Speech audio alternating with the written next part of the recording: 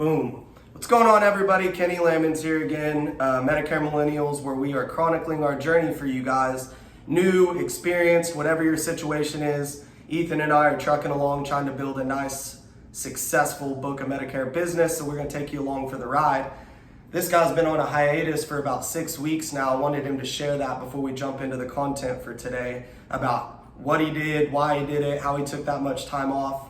Because I know a lot of you guys are interested in this business for the flexibility. So, Ethan? Yeah, good afternoon, everybody. I know I've mentioned in several videos before, both Kenny and I believe in working hard, but we also believe in playing hard. And for anybody that's new or doesn't really know how any of this works, of course, the reason we're pushing Medicare so hard is because of the opportunity and the flexibility that it brings. So, yes, I'm out there I'm able to sit there and take vacations, sometimes a month, 6 weeks at a time, whatever it may be.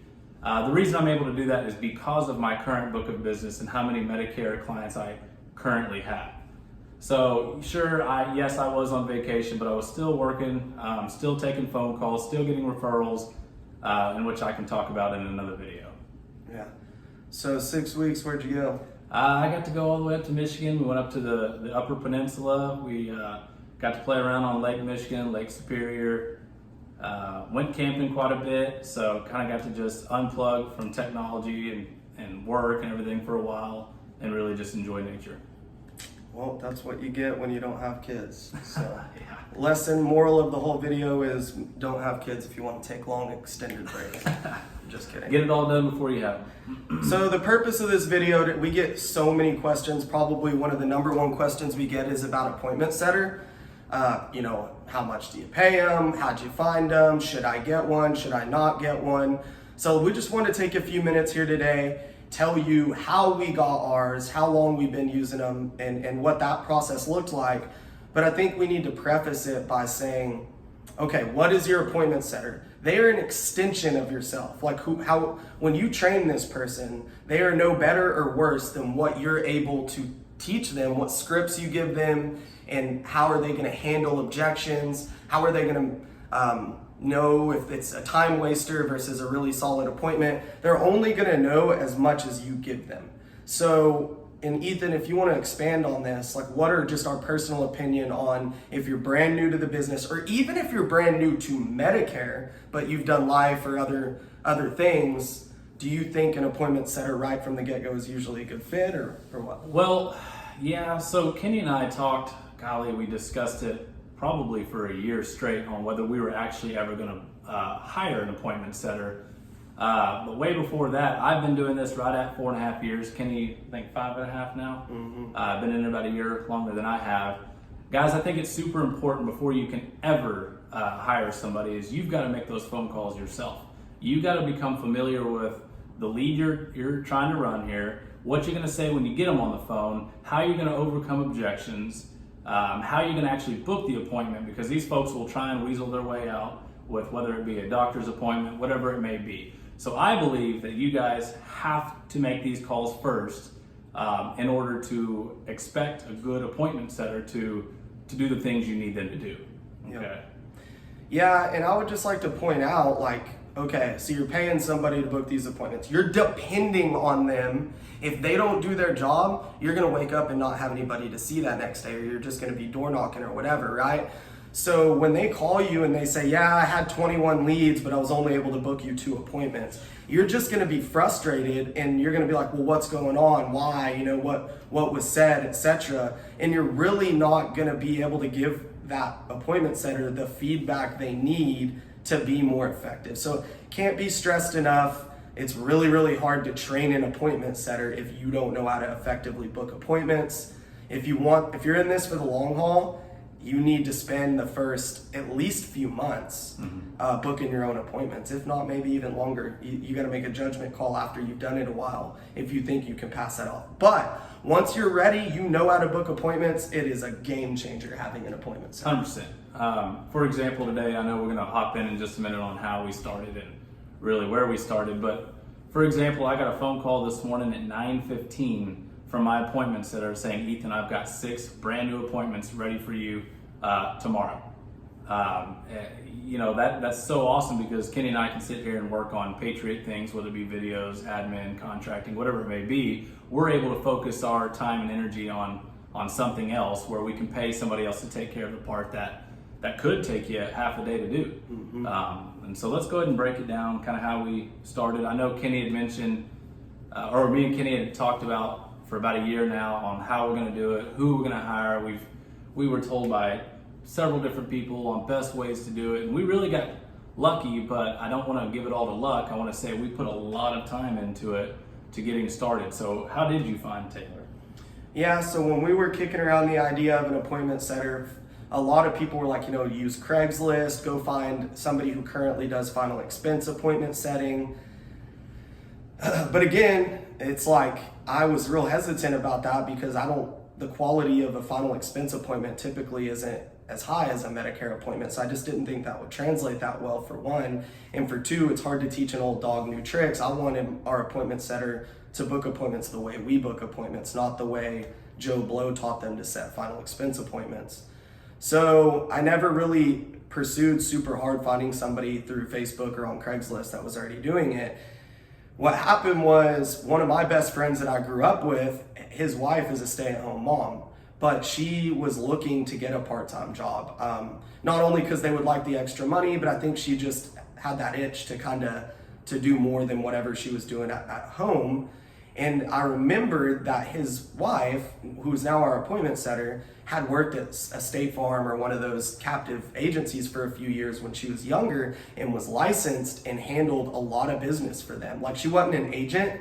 Well, I guess she was a licensed agent, but she wasn't a producer, but she did everything else. So that was I knew if she could handle the workload of a PNC agency and was familiar with all the different aspects, that was going to translate well to a Medicare book of business and the responsibilities that Ethan and I thought they might go on. So when I heard that she was looking for a job and I put it together that she had some experience that would make sense, we just made an offer to her. We started out, all she was doing was booking appointments. She does a lot more now. And we paid her $15 per kept appointment. So since she was booking for two people, it was really easy for her to make $300-400 plus a week, pretty simply, just because she had two people to book for. So I think it's super important that you guys catch what we had said there. What Kenny had said is it's $15 per kept appointment. Okay, it's not per set or anything like that. It's per kept. So that gives her the incentive to book higher quality appointments. Mm-hmm. Okay, sorry to interrupt. No, that's a good point. So if she booked, I have 7 appointments tomorrow, she's not automatically going to get paid for all those. I've got to get in the house and sit down and have an opportunity. It's not contingent on a sale. It's just contingent on me having a meeting. Okay. Yeah. So I think that's an important point. So what about training? So we found this person through our warm market, made them an offer. They were really interested in it, gave them. You got to sell this to people too. Like, when you find an appointment center and they're like looking for a part-time job, compare what you're offering them, the flexibility and the upside on the money, versus working at HEB or a grocery store part-time. That's right. You got to sell it. But anyway, so once you get past that point, how do we train her? Well, it goes back to Kenny and I have been saying the exact same thing on the phone when we're booking appointments for the last 5 years. Every single person we talk to, we're saying the exact same thing to, and of course they're going to be telling us, hey, I got a doctor's appointment, things like that. So we have very clean and precise scripts that we use, and all we had to do was we sent those over to her. She spent, a couple of days going over it, reviewing, learning, memorizing, internalizing, and then personalizing, of course. And then what we did is we sat there and role played over and over the phone, because one thing we forgot to mention is she is 5 hours away. So she's working virtual. And really, I had never, before she even, after she started setting appointments, I still had never met her other than over the phone. And so we would spend time on the phone role playing. I wanted to hear her tone. I wanted to hear how loud she was speaking. I wanted to hear how she was saying the things we had her saying. I wanted to hear all that. And so after several times of her doing that, then it was like, okay, here's some B leads or old leads. Start working on those. If you can get a hold of somebody, pitch them, or try and book that appointment. So it wasn't brand new, fresh leads. We weren't letting her try out anything that was going to cost us a whole lot of money. And we also asked her to record herself. Well, but before that, we recorded, remember I recorded like 10 or 15 calls. That's So I recorded myself making these appointments, and I said, just listen to these 4 or 5 times each. And notice how he's saying, the tone, the volume, how slow he's talking. Notice these things, take notes, because that's what we expected from her. Yeah, so she got those recorded calls from us, then we role played, and then we asked her, once she started making calls, to record herself, 5 or 10 times for us to tweak and listen to. Absolutely. Pretty simple, pretty straightforward, but pretty involved. Like, it wasn't like we just handed her a script and she started booking 30 appointments a week. We had to put this time into her. So I don't want there's so many bullcrap expectations that agents, ourselves included, get fed. Like, oh, you need an appointment setter. Well, it's not always that simple. Like you need to have the experience and put in the time and find the right person that's going to be able to do this. But that's exactly how we trained our appointment setter. Yeah, and another thing we did is as soon as she made a phone call, and let's say that client said something that she didn't know how to come back and respond to, we expected her to give us a call immediately. Don't call us at the end of the day and us try and review the day, and the appointment setter would forget to probably mention that, where she might run into that several times in the course of them working for you. So as soon as she runs into something she can't answer, give me a call. Give me a call, that way we can address it right then and there. That way the next time it does happen, she can get over that as quickly as possible. Yeah. So she did really well. We trained her properly, and she was a right fit for the role too, obviously. So that's how that worked out. So now we've got an appointment setter. She knows what she's doing. She's doing really well for us. What have the results looked like? Well, first of all, I just want to point out, it's not even a cost at this point. It's not an expense. Why do I mean by that? I'm only paying her when I'm sitting in front of people. The last time I checked, the only way you make money when you're in insurance is by talking to or sitting with your prospects so that you can make a sale. So I'm gonna earn money for every time that I'm sitting down with people. So it's more just like a cost sharing deal. You can't look at it as an expense. It's really gonna boost your income. So it's gonna pay for itself. And I only point that out to say a lot of people's hesitancy is, well, how am I gonna pay this person X, a couple $100 a week or more, and I'm not even seeing people yet? Well, don't. You got to make it incentive based, and it's a win-win. Everybody's got skin in the game. Yeah, it could most certainly be a cost if you're paying this person by booking the number of appointments instead of booking people that you've sat down with.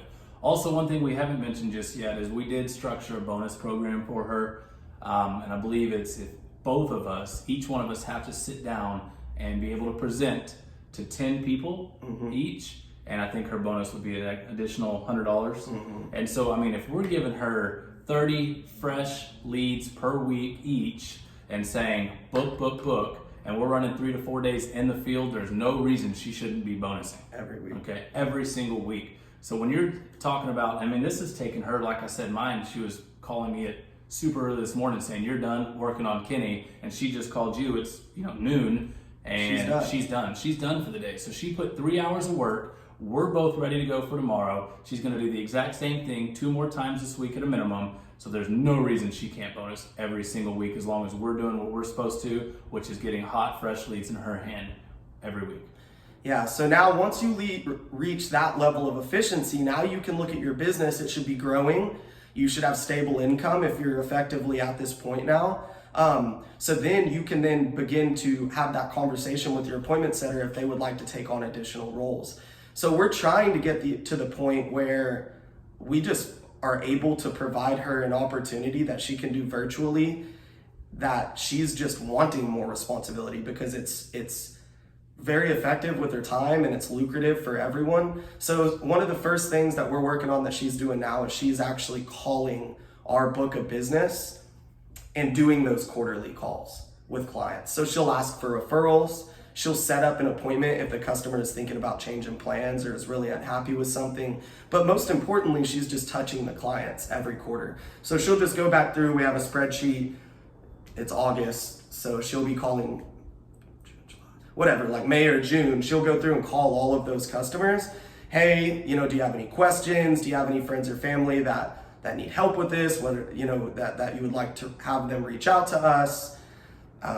Would you like to have a conversation with Kenny or Ethan about additional coverage like burial or final expense insurance, et cetera, et cetera. But so she's appointment setter, and now she's also taking on the role of helping us manage our book of business with plans to do other things in the future. So this can evolve and morph and grow with you in your business. So absolutely, and I think she did that for the first time last week, and you want to kind of share your results with her calling her clients? Or yeah, I don't remember exactly how many people she talked to, because at the end of the day, all I care about is if they're unhappy, I need to talk to them, or if they have referrals or they need additional coverage, I need to talk to them. So all I know is I just had to go in there in the spreadsheet. She had notes on everyone she talked to, and most of the people that were unhappy, it was a tiny little thing. I fixed it, they're good to go. I don't have to worry about them answering a call center rep and switching plans because they were frustrated about a minor thing. And then huge. Yeah, and then 2 people I'm scheduled to see in person this week that want burial insurance, they want life insurance. So that's great. I mean, that's, again, it's keeping the business on the books and generating new business. It's not a cost at that point, Not right? a cost at all. You should be making more off your appointment setter than spending. So. Yeah. Well, that should sum it up. I mean, that's about as deep dive as we can get. If you kind of take that as a blueprint and a template, you'll be good to go. I mean, it won't take you too long to get an appointment setter up and running. So no, like I said, just if I could stress anything, I would say you're gonna have to make those phone calls at first in order to see what these people are saying, in order to come up with some rebuttals to get over some of those objections you're gonna get. So if you guys have any other questions, want to reach out to us, always feel free. And have a good week. You guys have a good week.